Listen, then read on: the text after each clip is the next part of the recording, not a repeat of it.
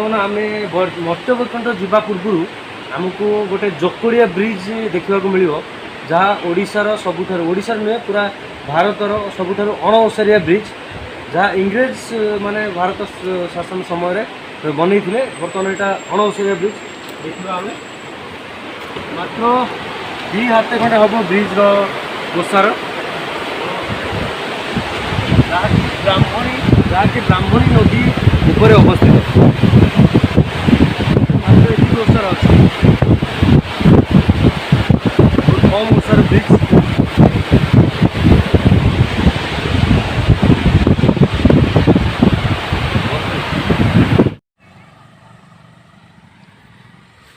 जोठी ब्रह्मा विष्णु महेश्वर तीन देवतांकर मिलन स्थल को वैकुंठ धाम कह जाए तो स्वर्गर से अवस्थित किंतु आमर मर्त्य एमती एक जगह अच्छी जाजपुर आदमपुर रे जहाँकि मर्त्य वैकुंठ बा गोलोक वैकुंठ नाम परिचित तो आसतु आम देखा गोलोक वैकुंठ बा मर्त्य वैकुंठ आमको कौन कौन देखा मिल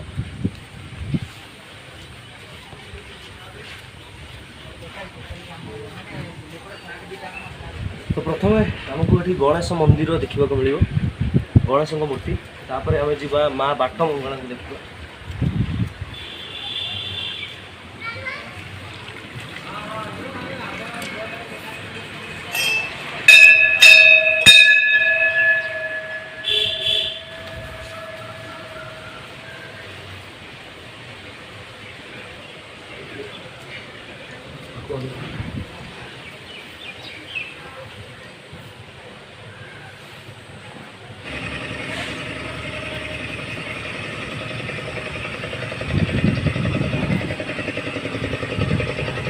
मत्स्य वैकुंठ आम बर्तमान ब्रह्मा को देखा ब्रह्मा मूर्ति ये मझीरे अच्छी विष्णु मूर्ति एपटे अच्छी महेश्वर मूर्ति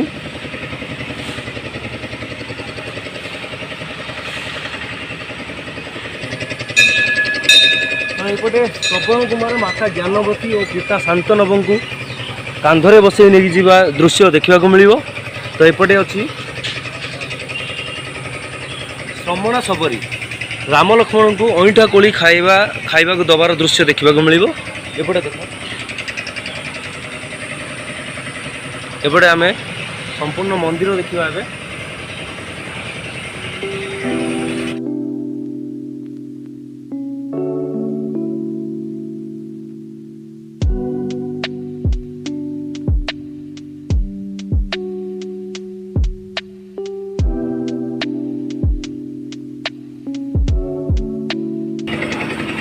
ये आम प्रथम देखा केदारेश्वर श्री केदारेश्वर महादेव मंदिर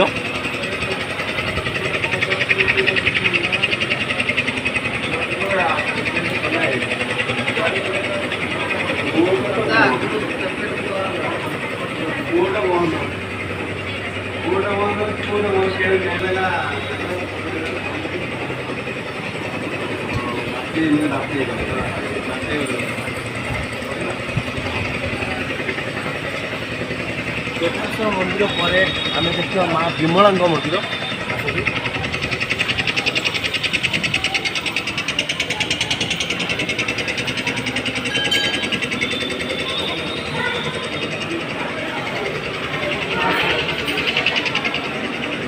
विमला मंदिर पर प्रभु राम लक्ष्मण सीता श्री रघुनाथ जीव तापर प्रभु जगतरनाथ जगन्नाथ मंदिर सेपटे अच्छा माँ लक्ष्मी मंदिर 3टा मंदिर आम एक सांगर देखिपार।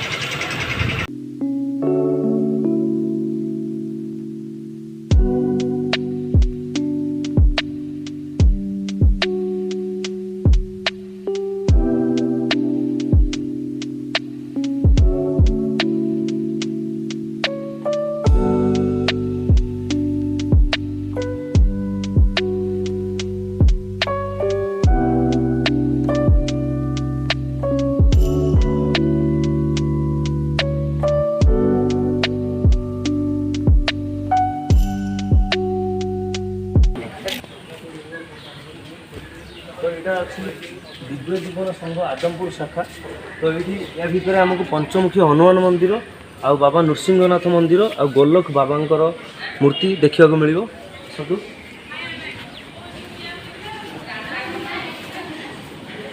ପଞ୍ଚମୁଖୀ ହନୁମାନ ମନ୍ଦିର ମୂର୍ତ୍ତି, ଏପଟେ ଗୋଲକ ବାବା, ଏପଟେ ନୃସିଂହନାଥଙ୍କ ମୂର୍ତ୍ତି।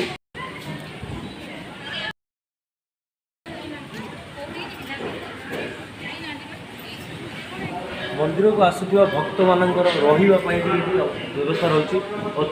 ଅତିଥି ଗୃହରେ ବି ଭକ୍ତମାନେ ରହିପାରିବେ। ତାପରେ ଆମେ ଦେଖିବା ବର୍ତ୍ତମାନ ମର୍ତ୍ତ୍ୟଧାମରେ ପୂଜା ପାଉଥିବା ବ୍ରହ୍ମାଙ୍କ ମୂର୍ତ୍ତି।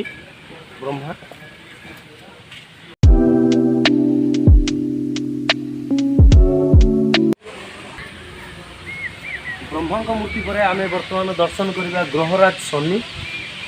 ନବଗ୍ରହ ଭିତରେ ଯିଏ ଶନିଦେବ, ସବୁଠୁ ଶନିଦେବଙ୍କ ବର୍ତ୍ତମାନ ଦର୍ଶନ କରିବା ଆମେ।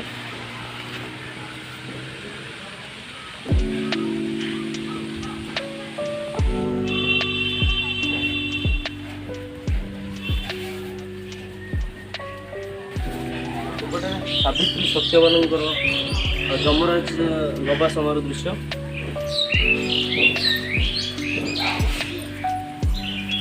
ଏପଟେ ଆମେ ଦେଖିପାରିବା ବିଷ୍ଣୁଙ୍କର ଶୟନ କକ୍ଷ, ଶୟନ ସମୟର ଦୃଶ୍ୟ, ମୂର୍ତ୍ତି।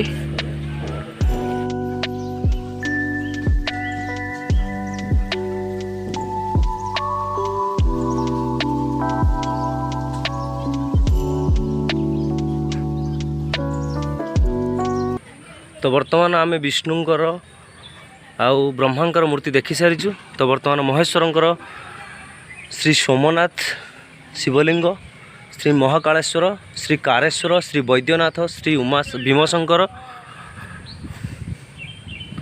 ଏପଟେ ଶ୍ରୀ ମଲ୍ଲିକାର୍ଜୁନ, ଏପଟେ ଶ୍ରୀ କେଦାରନାଥ, ଶ୍ରୀ ତ୍ରୟମ୍ବକେଶ୍ୱର, ଶ୍ରୀ ବିଶ୍ୱନାଥ, ଶ୍ରୀ ନାଗେଶ୍ୱର, ଶ୍ରୀ ରାମେଶ୍ୱର। ଏପଟେ ସବୁଠୁ ମଝିରେ ଅଛନ୍ତି ମହେଶ୍ୱରଙ୍କର ବଡ଼ ମୂର୍ତ୍ତି।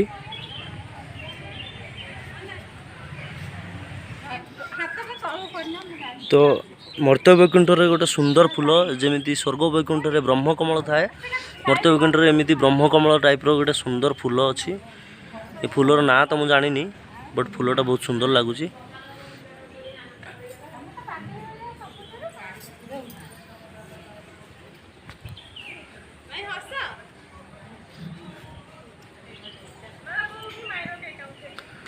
ଅନ୍ନପୂର୍ଣ୍ଣା ଦେବୀଙ୍କ ହାତରୁ ମହେଶ୍ୱରଙ୍କର ଭିକ୍ଷାଦାନ। ମନ୍ଦିର ପଛପଟେ ଆମେ ଏକ ସୁନ୍ଦର ପୋଖରୀ ଦେଖିବା, ତ ଯାହାକି ବର୍ତ୍ତମାନ ଡେଭଲପମେଣ୍ଟ ହେଇନି। ତ ମନ୍ଦିର ତ ବର୍ତ୍ତମାନ ପାଖାପାଖି 3 ରୁ 4 ବର୍ଷ ଭିତରେ ହେଇଛି। ଏ ପୋଖରୀଟା ବି ବର୍ତ୍ତମାନ ଡେଭଲପମେଣ୍ଟ ହେଇନି। ପୋଖରୀ ଡେଭଲପମେଣ୍ଟ ହେଇଗଲେ ଆହୁରି ସୁନ୍ଦର ଲାଗିବ। ତ ଏଠି ବୋଟିଂ ସିଷ୍ଟମ୍ ବି କରାଯିବ। ମୁଁ ନନାମାନଙ୍କୁ ଯାହା ପଚାରିଲି, ବୋଟିଂ ସିଷ୍ଟମ୍ କରାଯିବ। ଆଉ ବର୍ଷେ ଭିତରେ ବି ସବୁ କାମ କମ୍ପ୍ଲିଟ୍ ହେଇଯାଇପାରେ।